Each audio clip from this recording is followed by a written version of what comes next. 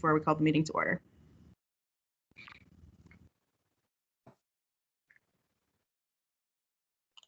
And we're recording.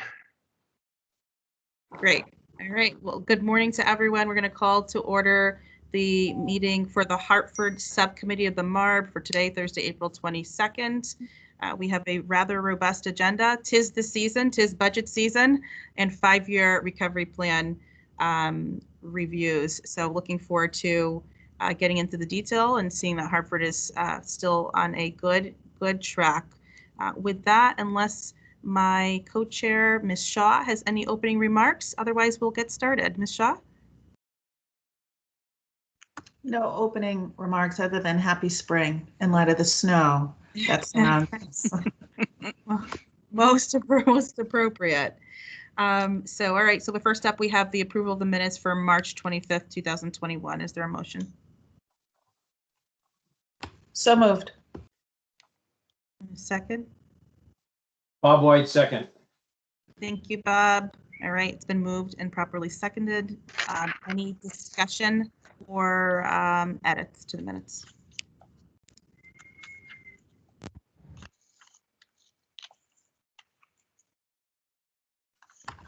Okay, seeing none. Julian, over to you. Yes. Mr. Brockman, Yes. Mr. Felsigno, Yes. Mr. White, Yes. Mr. Waxenberg, Yes. Ms. Shaw, Yes. and Secretary McCaw. Abstain. And has Dave Biller joined the meeting? Okay, that's everybody then. Excellent. Okay, excellent. The minutes are approved. Next item on the agenda is the review, discussion, and possible action for the fiscal year 2020 budget. Mayor Bronin's recommended budget for fiscal year 2022 was released on Monday. Statute does require that MARB approve certain assumptions in the budget. First, the mill rate, the tax collection rate, and assumptions surrounding state aid. Our Connecticut General Statute also provides us with the opportunity to review and comment on the budget prior to action by Hartford City Council. We do have full meeting materials included, as well as a cover memo with any summary information related to the items that require MARB approval.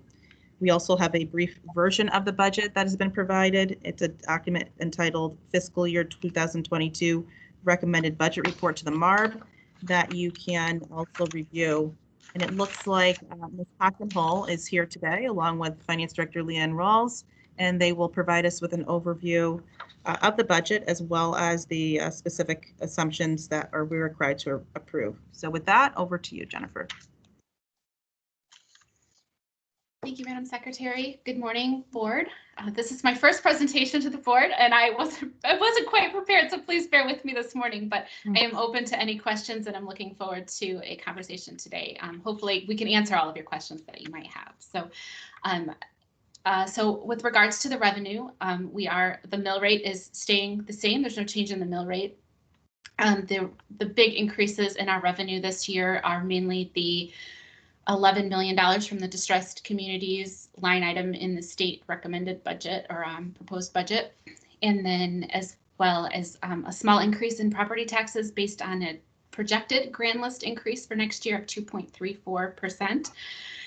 And those make up the bulk of the changes in revenue for next year.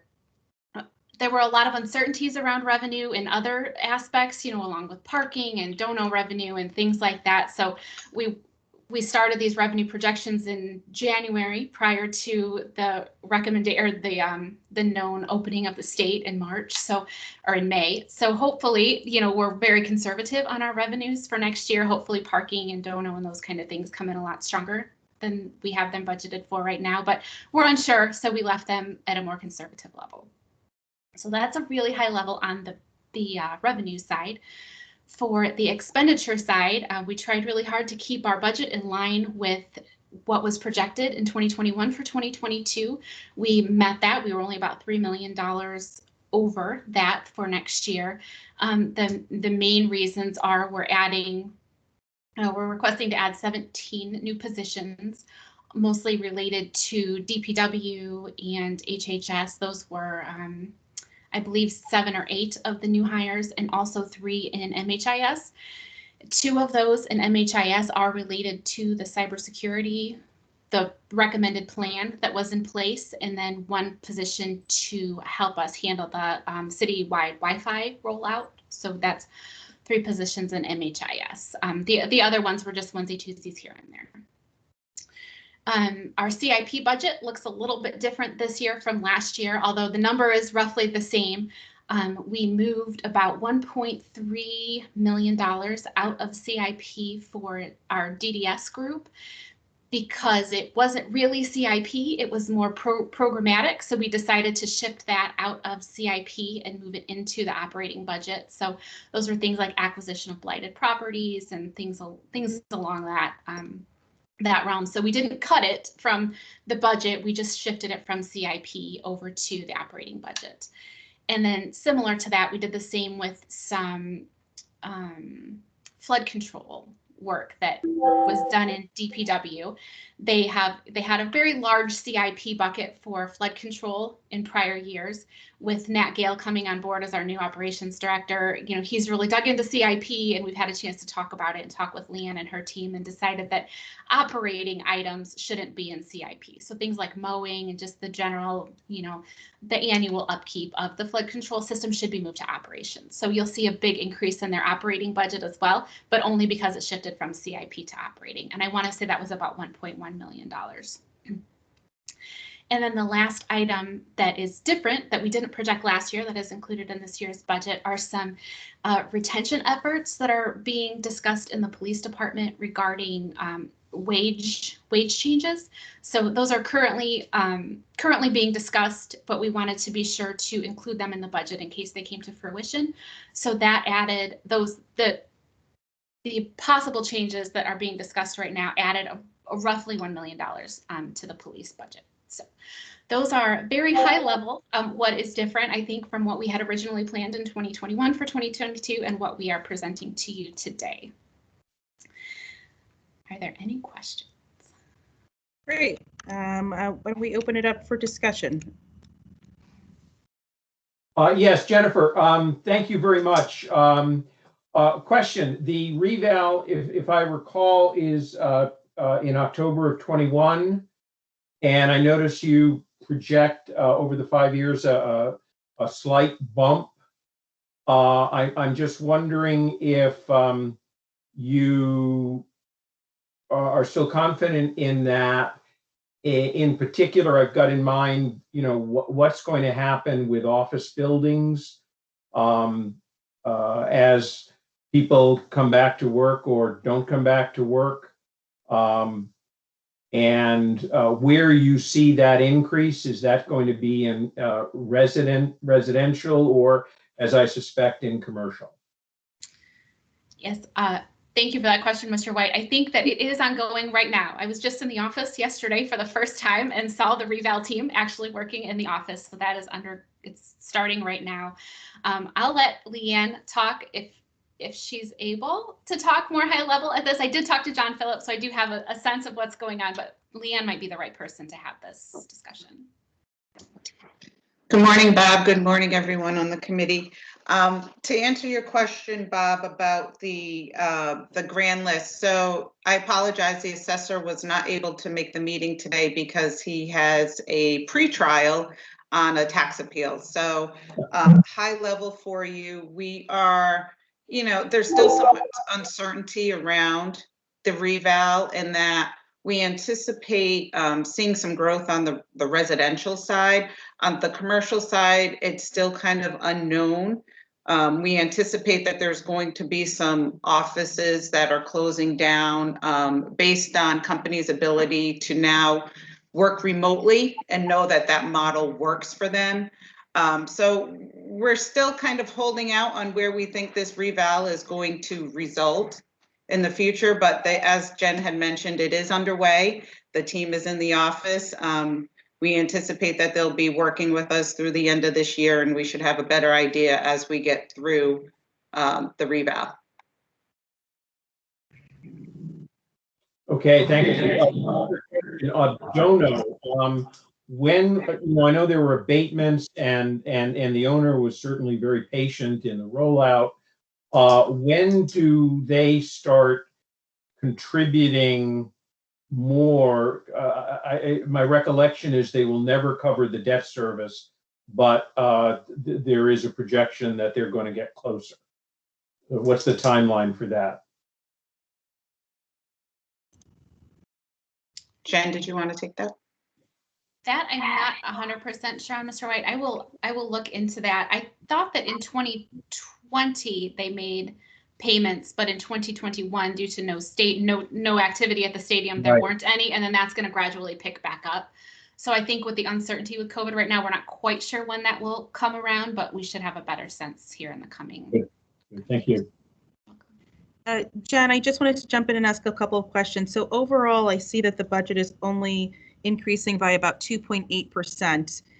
It is about a $16 million increase, and reflected in the budget is the $11 million that the governor had proposed for the distressed municipalities grant. Obviously, you're probably aware that 50% of that funding source is coming from stimulus dollars. So I want you to speak to the contingency plan. Number one, we're in the middle of negotiations. If the $11 million does not materialize, what adjustments would be made to this budget to ensure balance? And then number two, given that 50% of that $11 million is one-time funding in nature, when we get to the recovery plan, I want to understand the extent to which you backed out $5.5 million of non-recurring revenues. Yes, thank you, Secretary. At a high level, this is probably more in the mayor's bucket to answer, but I will try to answer as best I can and then circle back in the plan. But right now we have $6.29 million in our CIP budget, so I would say that $5.5 million of the $11 million could cover that CIP, and we should be set on that for this year. Obviously, our CIP goes up and down. We're working really hard to get additional grants for CIP in any way we can. I know Evan Johnson in our group has worked really hard to get that moving forward. So we hope to be able to offset some more CIP as well in the future with grants. So that would be that part of it. If this doesn't materialize, I would say from my seat, likely some of the new positions that were requested likely won't be funded. That would be, in my mind, probably one of the first items, as well as cutting back some CIP items if we had to do that. But those are the two items that came to mind as I was thinking about this yesterday, speaking with Julian. But we'll definitely put some more ideas in our mitigation plan if they as we determine those over the next week or so. Excellent. Okay, and the mitigation plan you're referring to as pertaining to fiscal 2022. We'll put 2022 through 2026. Absolutely. So I think that's the piece that's important. Again, is just to have the backup plan on that. And then I would just flag for you and for the committee that since the city is on a CIP pay-as-you-go funding plan, if you will, for investment in infrastructure, we do need to see a capital plan. I wanted to just confirm that we are not closing out the year with CIP projects in deficit unless there are anticipated grant revenues, things of that nature. And maybe I'll ask Leanne if she could just give us a report on how we're doing with staying on track of the CIP expenditures and not carrying over any expenses. When I look historically, and I know our strategy has been to take surpluses and other lines like benefits, et cetera, to beef up the CIP pay-as-you-go. But Leanne, if you could just comment on how we're doing with managing on a shoestring budget, if you will, a capital program for its capital city. Absolutely, Secretary. So what we've been doing historically with CIP is as we get to the end of the year, we work with the management and budget team and we review each of the projects to determine what projects need funding, which projects need some pre-funding so that there can be some procurement work done ahead of time. And then we make the transfer from the general fund into those CIP projects that need that availability. So that is done on an annual basis so that we're not carrying forward deficit fund balances. The accounting team also works closely with the department project managers on those CIP projects that have grant funding to ensure that drawdowns are being done timely. And then we have a general idea of when we will be receiving the funding related to those CIP projects. So it's an ongoing process. Is there a projection fiscal 22? I'm sorry, I missed that. Is there a projection of cash flow needs for fiscal 22 for CIP and the plan, whether it's grant funding, bond funding, or your general fund pay-go CapEx that shows that the amount you've assumed in fiscal 2022, which I think is around 6.3 million, would be adequate? We do have that, Secretary. We will provide that. I didn't realize that that version wasn't in the book, so we will get that to you. But Nat Gale has a great schedule that shows what we plan to use grant funding for versus general fund funding for. So we will absolutely get that out. Okay, excellent. All right, other discussion?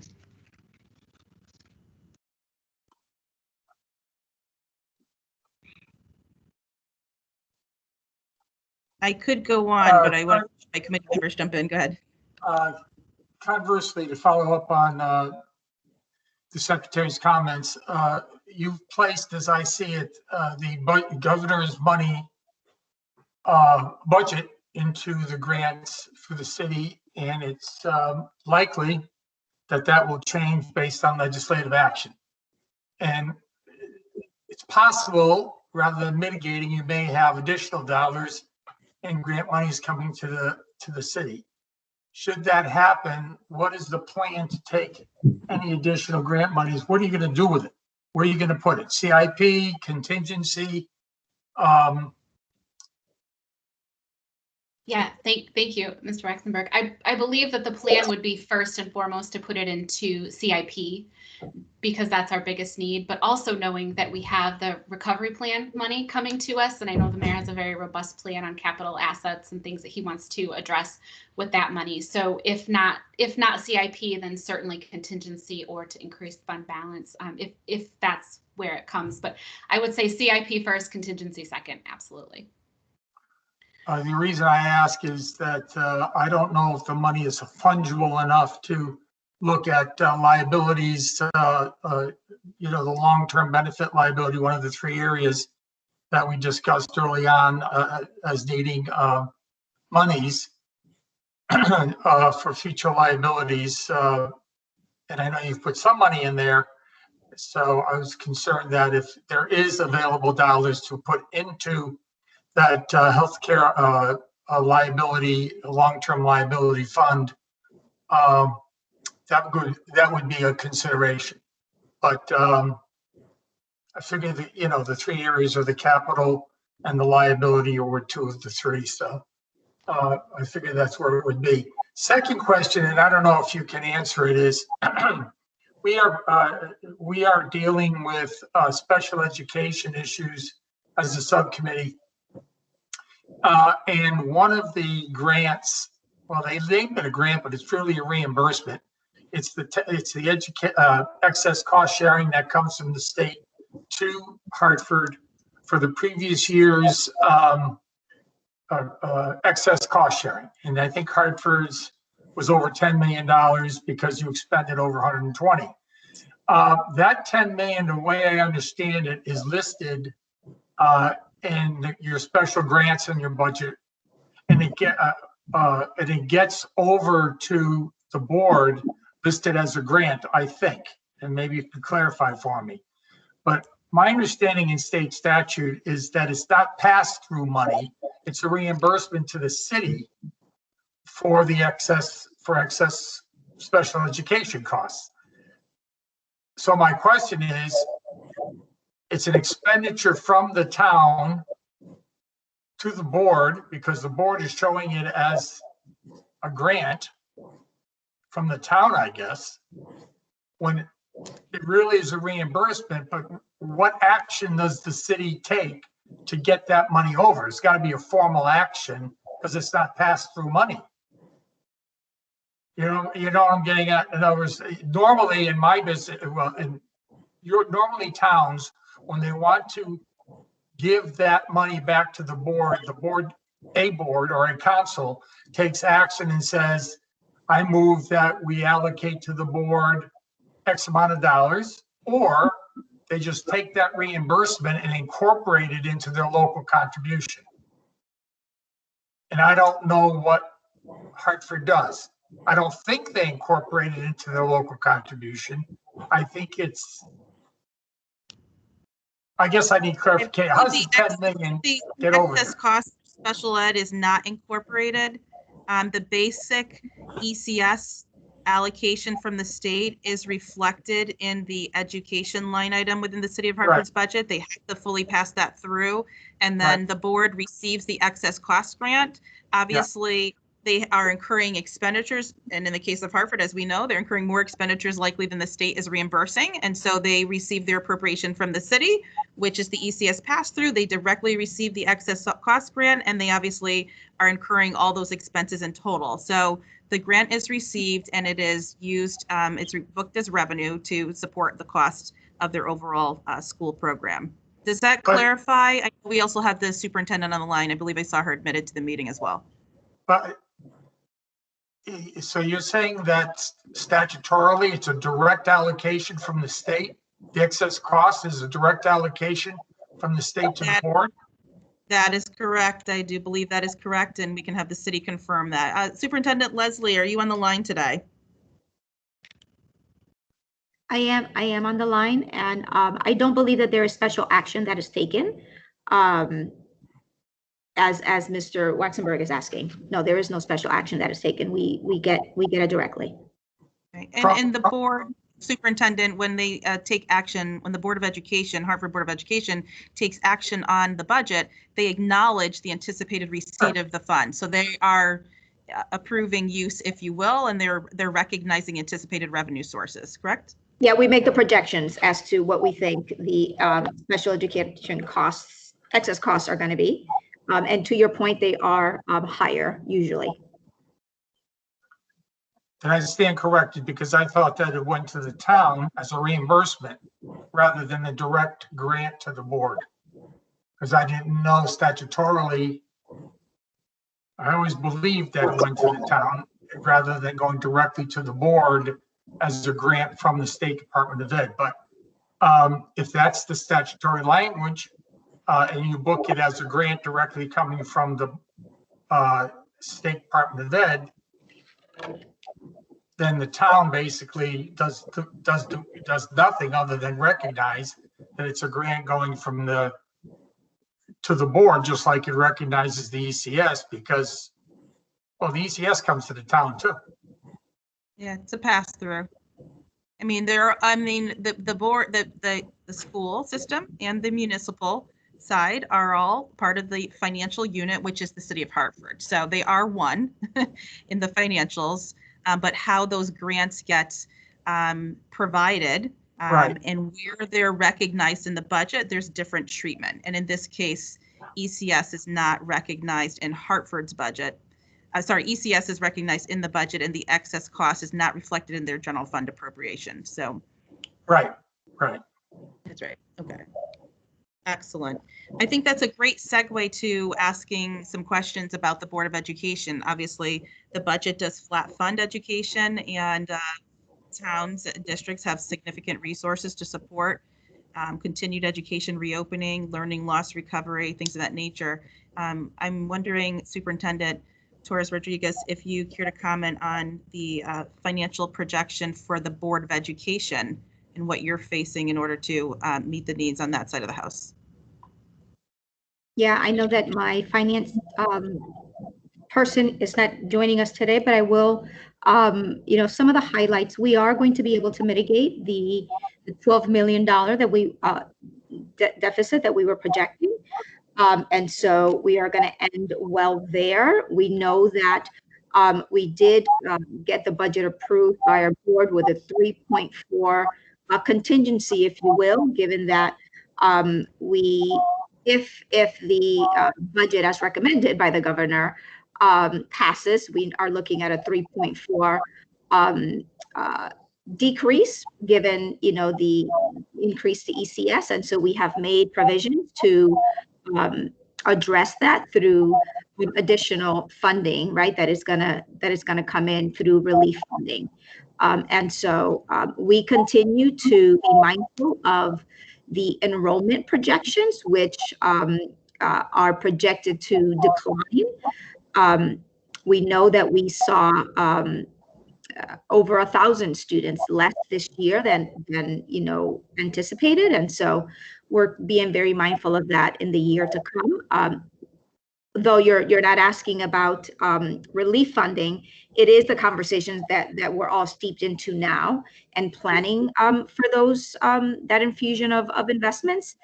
And we're doing so with an eye, of course, towards the immediate urgency that we have for recovery, but also doing so in a way that sets us for additional sustainability structures. And I'd be happy to present on that in the future if necessary.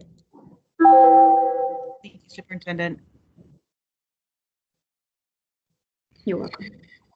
Other questions from the committee concerning the fiscal 2022 budget as proposed by the City of Hartford? Madam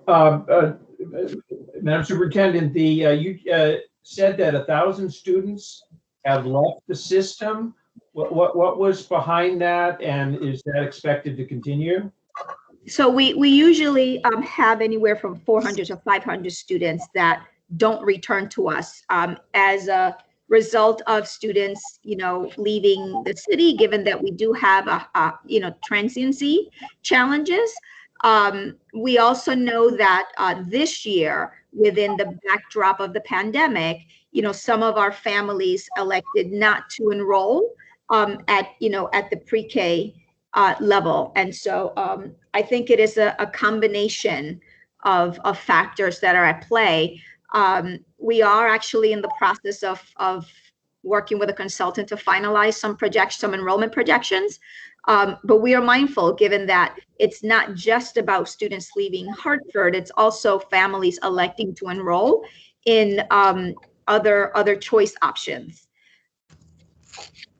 Okay. One other question on the police. I know in the past that it has been a goal of the city to increase the number of police, especially recruits from the community. I'm just wondering what the current budget says about that. Sure, thanks, Mr. White. So the budget does not include any increase in number of police officers for 2022. The problem now is retention of police officers. So we're struggling to fill the open positions that we currently have. So there is no increase in the number of officers that is budgeted. Okay, but do you think you'll be able to fill the open position? There's been a lot of discussion about that. I think we go back and forth.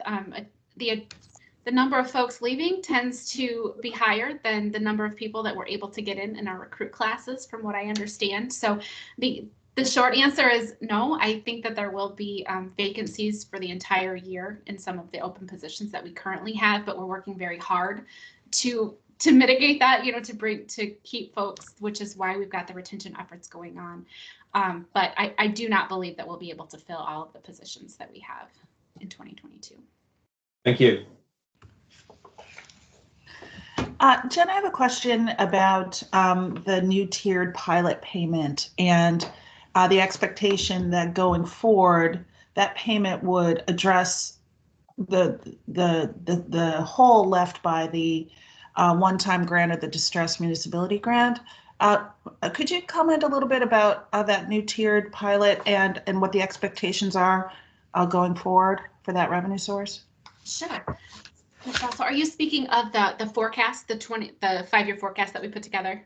Yes. Okay, yeah. So we went back and forth on how we should present this because it hasn't been passed. So our budget currently has the $11 million for the distressed municipalities in the 2022 budget. But then also knowing that there's the projection that it could be we could be getting the $2 million going forward in 2023 through 2026. We didn't want to factor all of that into our plan, so we only factored half of it in. So it looks like we're taking the distressed municipality money and pushing it off through the entire 5-year forecast, but in actuality, we're just being conservative and taking only half of that tiered pilot into consideration, with the hope that the other half comes in and it does become $22 million, but just so that we're conservative in our projections, that's how we have it shown. Okay, thank you. Jennifer, a question for you with respect to the MRF. I see that there's a $3.5 million increase. Can you speak to any changes that were made in the valuation? What is driving? Is that investment rate of return that was not achieved? Did we change it? Where are we currently at? That would be helpful. Thank you. Yeah, absolutely. So I believe it was last week. Don't know what day of the week it is. I think it was last week. The pension board met and voted on a rate of return of 6.75%. So originally we had, I think it was 7.25%, but they moved it down, so it's more, more reasonable now.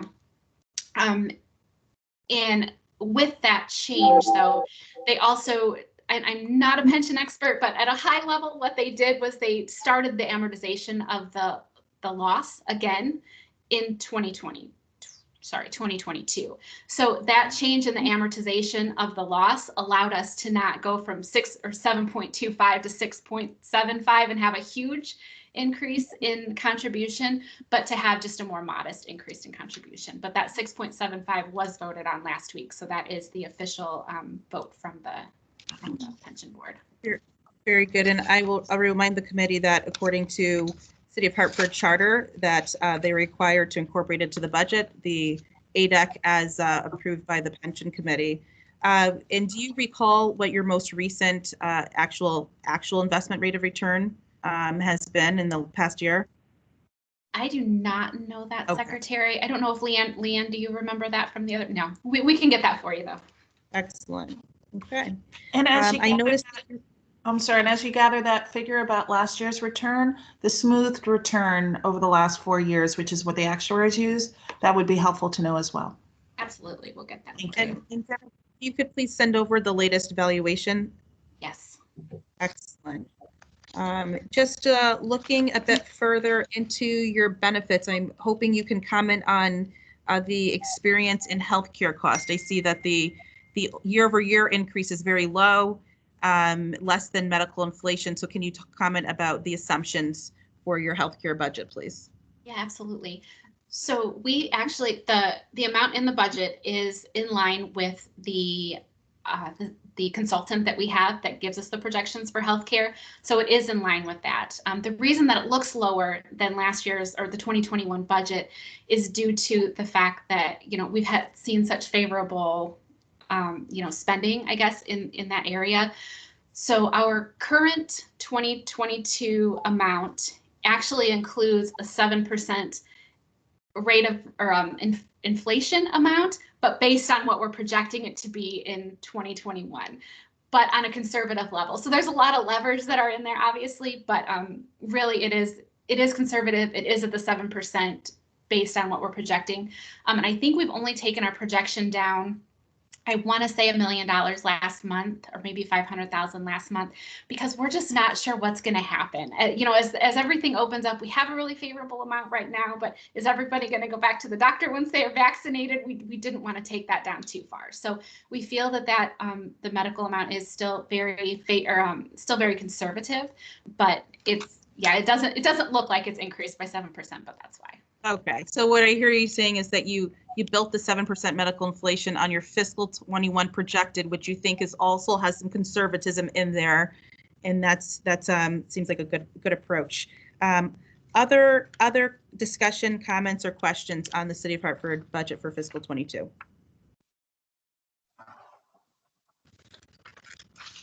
Okay, so then with respect to our due diligence on mill rate, we're clear that the mill rate is proposed to remain flat. We have reviewed the assumptions concerning state aid. It aligns with the governor's budget, but we are recognizing the uncertainty of that funding and requesting the city to provide a mitigation plan.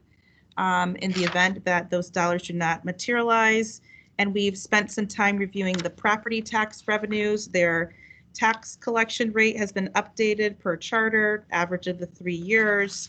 They provided the backup concerning assumptions around interest and liens, prior year levies, and tax lien sales, which and 2 of them are a little bit lower, and that's because there were 2 large payments that skew fiscal year 2021.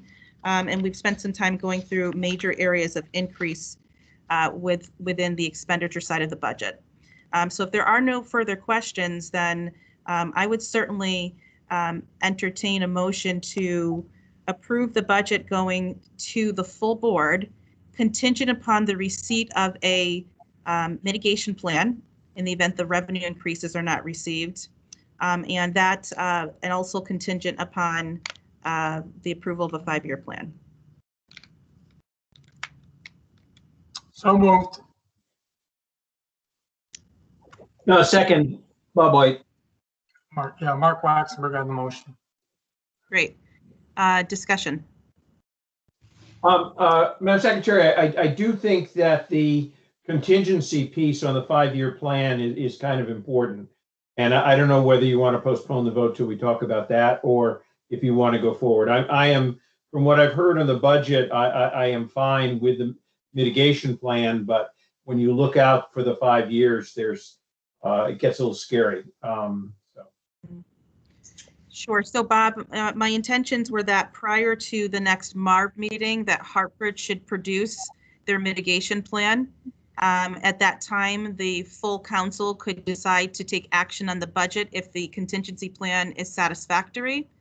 And then obviously, as we've done in the past, the approval of the budget would have to be contingent upon eventually approving the 5-year plan. We have taken action where we let the budget go forward, and then secondary to that or after that, take action on the 5-year plan. I'm sensitive to the dates of our MARB meetings and the dates when the city council needs to take action by. So does that answer your question? That sounds reasonable. Okay. Any other discussion or question, Ms. Shaw? Madam Secretary, just a matter of a process or question around process. So we are approving the assumptions that are embedded in the proposed budget, right, concerning mill rate growth, property tax revenues, and state revenues. And that's the extent of our approval today. And then whatever is ultimately decided by the council or adopted, then that budget would be subject to MARB approval? If those assumptions do not change. Yes. Okay. Right? We've had years where the assumptions have changed, and usually what happens between the city and the OPM staff as council is voting out their budget, and as they take action, we will analyze, we will bring back to the committee the changes to ensure we're consistent. Our statutory authority really is with respect to the mill rate, the property tax, and the state revenue assumptions, but obviously the entire budget is the base for the 5-year plan, which we do have to approve. So they really are connected. So there's a lot of coordination that will go on between now and May. Thank you. Excellent. Any other questions or discussion? All right. Seeing none, then we will turn it over to Julian for a roll call vote. Thank you so much. Okay, Mr. Brockman, Yes. Mr. Felsigno, Yes. Mr. White, Yes. Mr. Waxenberg, Yes. Ms. Shaw, Yes. and Secretary McCaw. Yes. And has Mr. Biller joined the meeting? I don't see him, so that's everybody. Excellent. Okay, so that motion passes. So we're going to move on now to a overview of the 5-year plan. So John, I'll turn it back over to you. It looks like Mr. John Phillip is joining the meeting. Thank you. So our 5-year plan, I think we've touched on many of the things that are included in our 5-year plan. High level, it actually does include a 1.5% increase for all employees that are not currently under a contract. So if a contract expires, we have a 1.5% increase baked into the plan, just in case. You know, we don't know what will happen, but we wanted to be sure we were conservative there. It includes a 7%, the 7% increase in the health insurance. It includes, I believe, a 1.5% increase in the property tax or the grand list for 2023 through 2026. Also likely conservative at this time. And then, as we spoke about earlier, it includes 11 million out of the hopeful 22 million additional pilot from the state. I believe those are the major items. There's some assumed higher than normal increases in some of the utilities and the waste disposal. Some of those expenses have gotten quite high. So we're just trying to project those at the rate that they're currently increasing, but also knowing that our procurement team is doing a great deal of work on renegotiating contracts and things like that. So we're very hopeful that some of these increases that we're currently seeing won't materialize and they'll actually decrease over time, but we're unclear of that right now. But so those increases are baked into that forecast. So at a high level, I think that those are the items that are perhaps different from, just saying that everything will increase by 1% every year.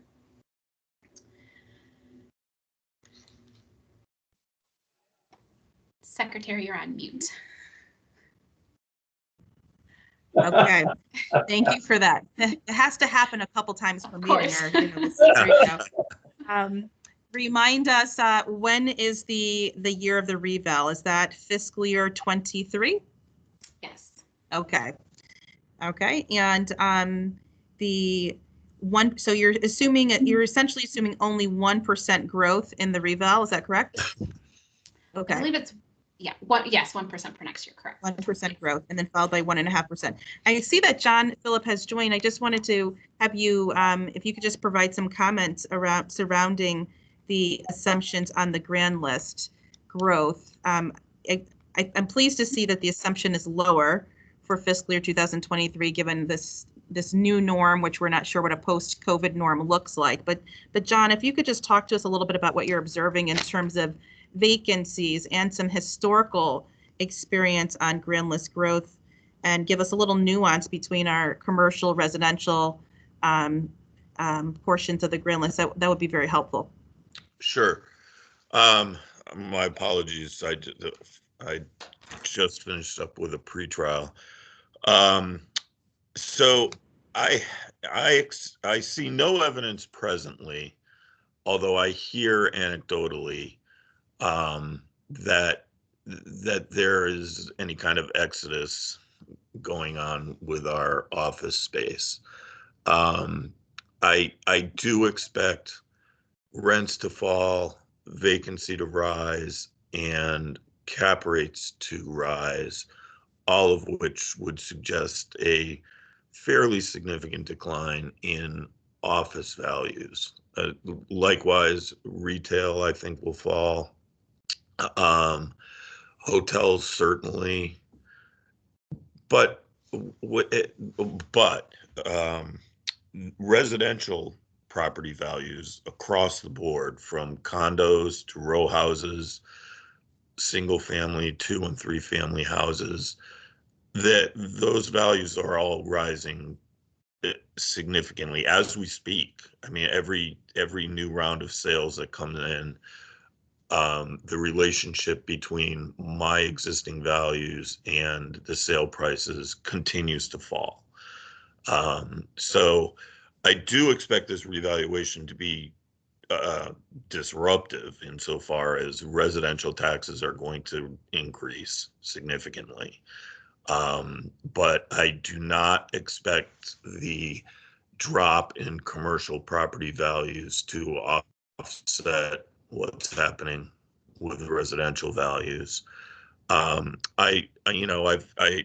Assuming up to a 15% drop in the entire commercial universe, and that would include types of properties that I don't think are going to fall, such as gas stations. If one assumes a 15% drop in commercial values and applies the current sales ratios that we are experiencing with residential property, which I think is a pretty good indicator of where we're ultimately going to land when we reassess all the residential property. We should see a low single digits increase in the list. And I'd be very, very surprised if the list actually fell, which was something I think we've all been concerned with as a possibility. Excuse me. So I think, I do not believe the list is going to fall. I think a 1% increase is a safe assumption, and there is much yet to be seen, but I think our assumptions are good. John, can you send over for the committee the standard backup that you usually produce to support the grand list growth assumptions? You must have modeled out, and I know a lot of this is in that computer mind of yours, right? Leanne's smiling, she knows, right? But it would be good for the board to have the breakdown of the grand list with some of those assumptions, with a 15% drop, or maybe if you have to offset that by some of the properties that are unlikely to see that drop, and then see the residential increase. I think that'd be helpful for the committee to support the assumptions that are in the plan. And then I failed to ask previously in our discussion on the fiscal 2022 budget, but can you just remind the committee about the uniqueness of the assessment ratio for Hartford on residential, and what assumptions we have in fiscal 22 and what you're assuming in this 5-year plan as well? Sure. So Hartford is the only municipality in the state where a type of property is not assessed at 70% of fair market value. Everything in the state of Connecticut is assessed at 70% of fair market value, except for residential property in the city of Hartford. That goes a version of that protection of the residentials at the expense of everything else goes back to 1978, when there was an extremely disruptive revaluation. And we've achieved that end through various means over the years, but where the law stands now is that ratio, which is presently 35% of market value for residential properties, it has to be calculated by the assessor every year, where I compare the CPI for reported in February to the year-over-year change in the grand levy, the total of all taxes raised. And depending on how those two numbers relate, the ratio can not change or rise 1.5%, 2.5%, 3.5%, or 5% from the previous year. This particular law has been in effect since the 2011 revaluation. At the time, when we did the 2011 revaluation, that ratio landed, I think, at 26.2%. It was 26 and change. It's risen to 35% over time. I take that back. It was 26 and change in 2010. I think it rose to 29.2 following the revaluation in 2011, and it's risen to 35% since then. It has not changed in the last 3 years. I do not expect it to change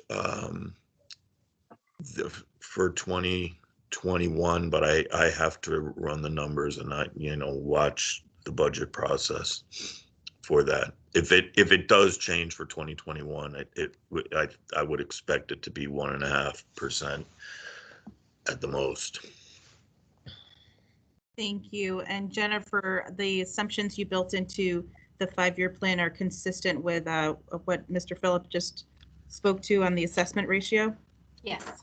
Okay. It looks like when it comes to intergovernmental revenue, as you previously indicated, we've left state aid flat at the, so the overall intergovernmental is at the 269.1, which includes the $11 million of additional municipal aid. I'm curious about the other financing sources. I see that dropping off by $10 million. Is the assumption that the corporate annual $10 million contribution would no longer be provided to the city? Yes, Secretary, that's correct. Okay. And the city's thoughts on whether or not is that because they haven't sought the renewed commitment, or we believe that arrangement really is coming to an end? Speaking with the mayor, I believe it's coming to an end, but I don't know if there's been further discussions. But we can address that in our mitigation response as well. Okay. And can you give an update to the committee on when the contracts are expiring and when you built in the 1.5% labor contracts? Oh, sorry. Yes, the labor contracts. I believe that fire is negotiated and continues on, I believe, through 2022. And then police is also up in 2022, I believe. And then the other contracts, I think 1776, Chapia, Hamia, I believe that those all, and anyone on the line who knows better than me can please correct me, but I believe that those expire here in 2021. So they are beginning to be renegotiated, I believe. All right, and then my last comment or question before just opening it more broadly, it looks like the plan we have before us is essentially out of balance. Year one, you have an $11.75 million deficit, followed by $22 million and growing to $31 million, and then there is a plug to achieve balance. So has the city prepared a plan for how we really intend to balance, because the 5-year plan in its current construct is not something that I could support at a subcommittee. So I just want to turn that over to you for comment. Yes, Secretary, we agree with you. Yeah, we are definitely working on that plan. I don't believe that we would not put before you a plan where we couldn't figure out a way to mitigate those factors. Now it's just a matter of putting it pen to paper to ensure that we have that information ready for you. I believe, part of it will be our assumption that we will get that increased pilot. So that will effectively take care of $11 million of that every year, which would make the 2023 imbalance effectively. And then we do have other items that we're considering in the out years, which we'll provide to you in the next week or so. But our goal is certainly to show you that we can absolutely figure that out. Other questions or discussion on the 5-year plan? Yeah, Bob White, 2 questions. One on what you just indicated. When will you know whether the pilot increase will be triggered for the out years? Maybe the secretary knows that. Can you take that one, Jen? Yes, please. Well, appropriations just voted out a budget yesterday that did not address the tiered pilot. We are waiting on the and that was the spending side. We are waiting on the revenue side of the budget, and that will at least give us the first look at the priorities for the legislature, and then we begin our discussion. So obviously session ends the first week of June, and the executive and the legislative branches will begin negotiation. So in fairness, we could very well be at the end of May, early June, without having clarity.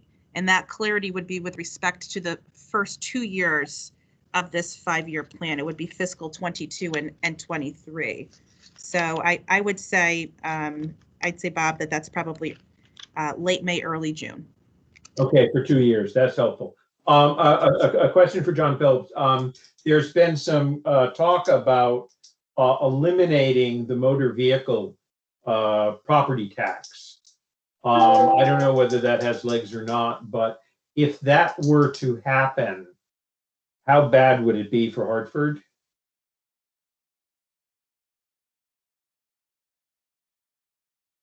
John, you're on mute. Sorry, folks. I don't think it would be bad for Hartford. I mean, if nothing else happened, I mean, motor vehicles, the taxes we collect on motor vehicles are are an insignificant part of our collections. It's between 6 and 8% on any given year. And the way, what the bill proposes is to bring assessments to 70% if a municipality wanted to do that, to 100% of value. That would redistribute the burden. But me personally, I think the tax on motor vehicles is frankly a ridiculous tax, and it hurts us. I mean, I used to be the assessor of Groton, where we had a Navy base. I mean, we were literally spreading hate and discontent across the globe. That's good, but the fix though is you're going to have to boost the assessment ratio on real property, which has got to inflict some pain. Well, and the mill rate would fall. I've done the math in Hartford, and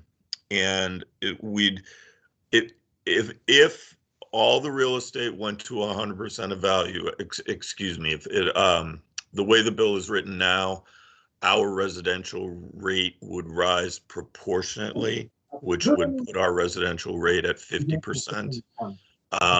So with residential property at 50%, everything else in at 100%, and no tax at all on motor vehicles, and the proposed bill, or the bill, does keep some rental motor vehicles in place, and we have a Ryder facility, Ryder truck, we have Penske, and we have EAN Enterprise, so that all have significant holdings in Hartford. But even with zero taxes on motor vehicles, we'd see basically a 6% increase in taxes on everything else. And I mean, the car tax is obnoxious in many respects, and Connecticut is one of the very few. I think there's something like 22 states, I think, that levy some kind of ad valorem tax on a motor vehicle. Ours is higher than most, and we also have, I'm not aware of any state that does what we call the supplemental grand list, where we actually get 2 lists from motor vehicles every year, and we issue partial year bills based on registration date.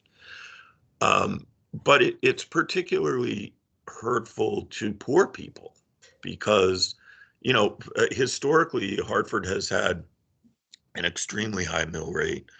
And that applied to motor vehicles until the 2015 grand list. So we have many, many, many hundreds of people that owe thousands of dollars in back car taxes that they have no hope of ever paying. And so that prevents them from registering a car. They end up registering cars, and other, relatives register for them. They register in Maine, New York, and a number of surrounding states that do not tax motor vehicles locally. I personally, and I'm, I know there are a lot of people that disagree with me, but I think it would be good to get rid of the car tax. And there have been efforts in the legislature going back to 1914 to eliminate that tax. Thus far, unsuccessful. As a total aside, is it possible to get that you referenced the number of residents who have significant back payment of car taxes? Is there a way to get that number? I'm just curious as to how much money is the city like pretending it's going to collect but never really will from past debt. I'm sure there is. That would be a question for the tax collector. Leanne, you must be carrying a receivable somewhere. Yeah. Yep, we can get a listing of the receivable for motor vehicle taxes. And yes, the tax collector is on the line if you have any direct questions for her as well. Thank you. Can I ask a couple questions as long as we're on, because I find this pretty interesting. You were talking about the commercial real estate being devalued by 15%, I think it was that you said. I have a couple questions. One, and this is only because I'm interested in how the economics of Hartford might work. Where does mixed use fall into that up or down category? And I know anything over 3 families, I believe, is considered commercial, or am I correct in that assumption? You are correct in that assumption, yes. Okay. So yeah, that's my question. I find it interesting how it's a 35% instead of 70%. But if you have a grand list that increases significantly, all things being equal, which they never are, potentially would the 35% go down? I'm sorry, you broke up on me. I'm sorry. I did. Would there be if you had a significant increase in the grand list overall? Would you see is there a potential decrease in the 35%, or do you think you would leave that stable?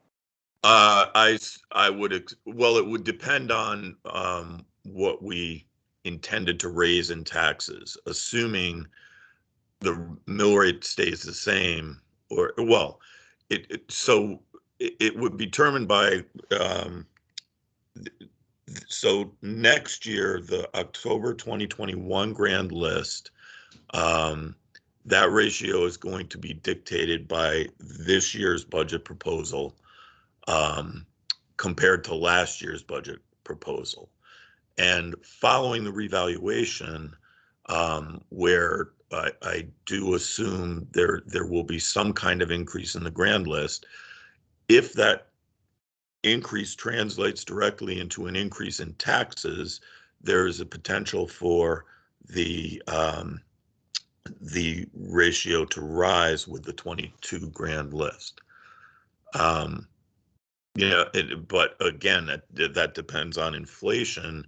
If inflation rises as predicted, then we have more room to increase the levy without the penalty, if you will, of increasing the residential ratio. Okay. And the mixed use, how do you think that? Right now, I see a fair amount of it. Yes, the mixed use property is holding up.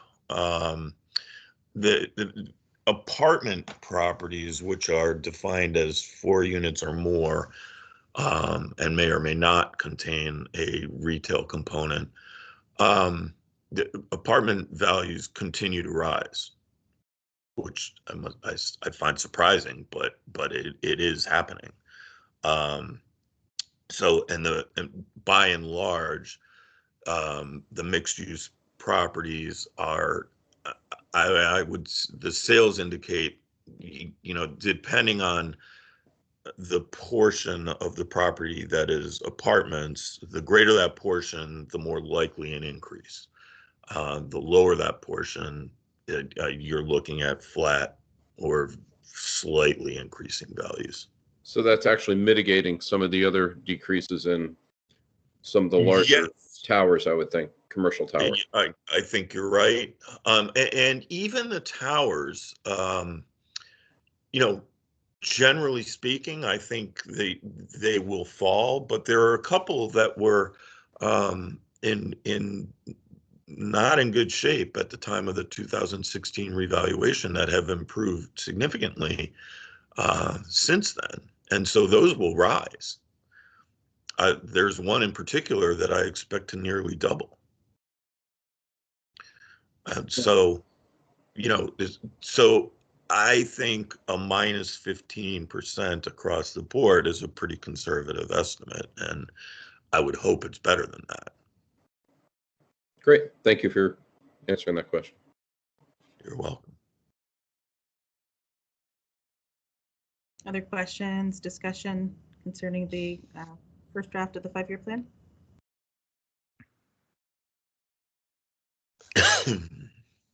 May I ask a question, Secretary? Of course, jump right in, Julian. In the last year around this time, the mayor had described a plan that was being developed. It was a multi-year plan to develop a crisis response team or a crisis response function that would, be supported to the police department. And the plan involved, I think it was like a couple of years of accumulating funds and then, developing the in-house capacity to do that. Is that reflected in the 5-year plan in any way, or even in the FY22 budget? And do you know what kind of resources have been accumulated for that to date? I know that some has been set aside in either assigned or committed fund balance.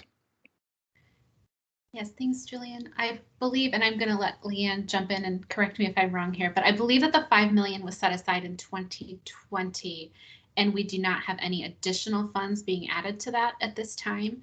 And they also don't believe that a great deal has been spent at this time. But Leanne, is that correct under what you understand as well?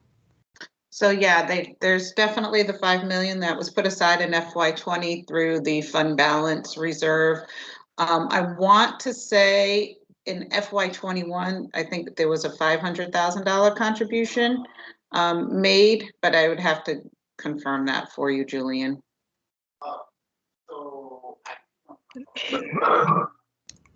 But the plan itself doesn't make an assumption about having, a staffed team up and running by, FY24 or whatever the case may be. That it hasn't reached that level of development yet. From my understanding, no, that it's still in the works. Okay, thank you. And Jennifer, maybe you can just footnote that in the next version, if there's an assumption in the out years that once the 5 million is exhausted, that the general fund would need to pick up any of these costs. That would be good to flag as well. Absolutely. Just a reminder, Leanne, if you could just remind us for closing for June 30th, 2020, where does the city stand with respect to reserves and fund balance?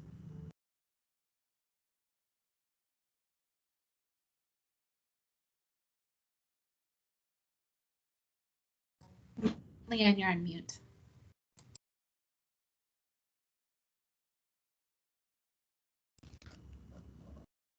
Leanne, you're on mute. Yep, there we go. Sorry. I don't know why that mute button is so difficult at times.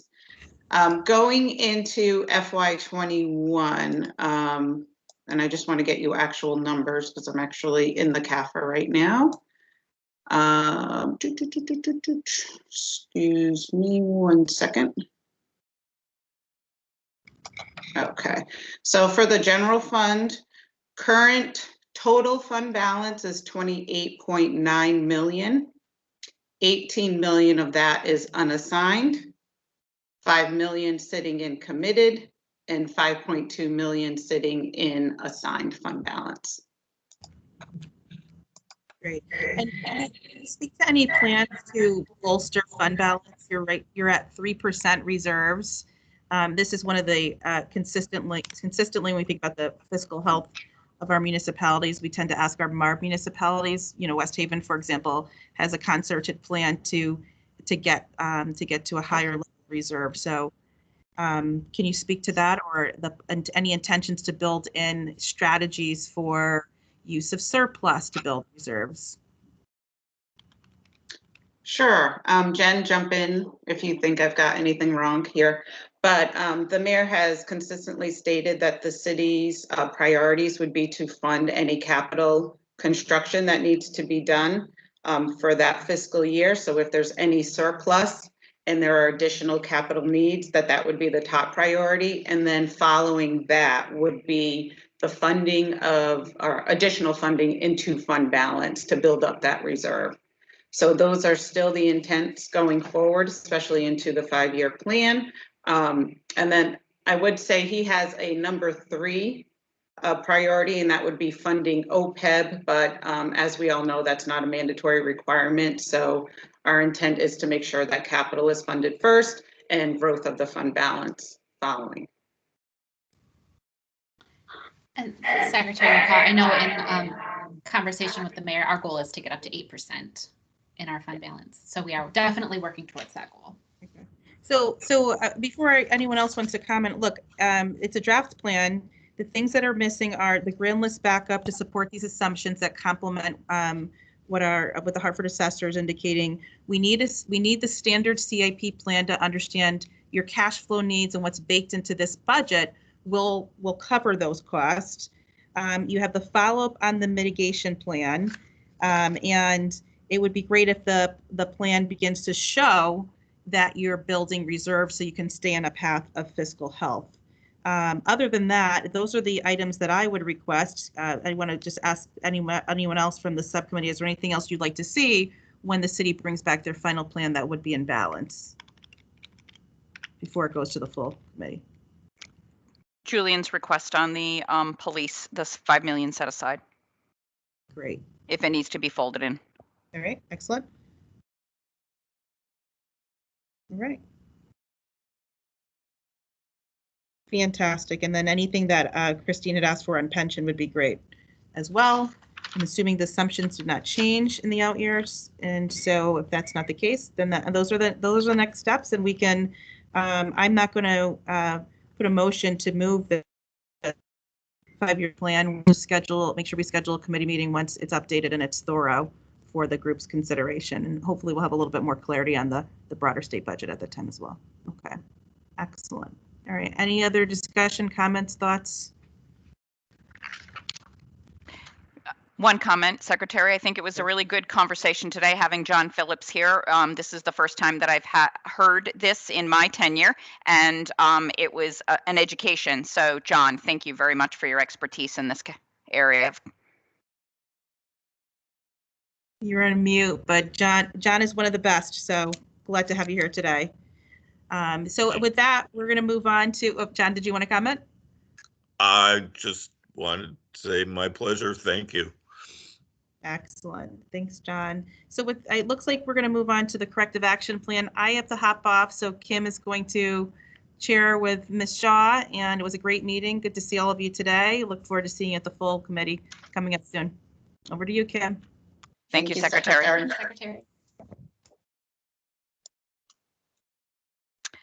So, Leanne, I'm going to I'll tip agenda item number 5 to you, asking for an update on that corrective action plan. Thanks, Kim. I'm actually going to kick this one over to Jen. Unfortunately, I've had some time away from the office, and Jen worked on the follow-up for this plan for me. Okay. Hi, Kim. So speaking with Charisse, she has indicated that all of the items that were on the plan were completed on time as of 3/31, according to the plan. Adding to the budget, 2 additional staff members I believe at the manager director level to ensure, additional support for security in 2022 is also included. Perfect. So I believe that according to Charisse, we are in great shape. Thank you. That's good news, especially in the IT area. I know you don't want to experience those troubles that you had this year, and especially during audit. Yes. All right, that is very good. Any other business that we have? I do not have any other business, but is there any other business from the committee members and or the city? Nothing from us, thank you. Does not look like we have any. All right, well then, can we get a motion to adjourn? Motion to adjourn. Stephen, thank you. Who was the second? You, Christine? Thank you. Sorry. And I'm sure we are all in favor? Aye. Aye. Aye. Thank you all. Have a great day. And this was a great discussion today. Thank you. Thank you. Okay. Bye now. Bye, everybody. Bye.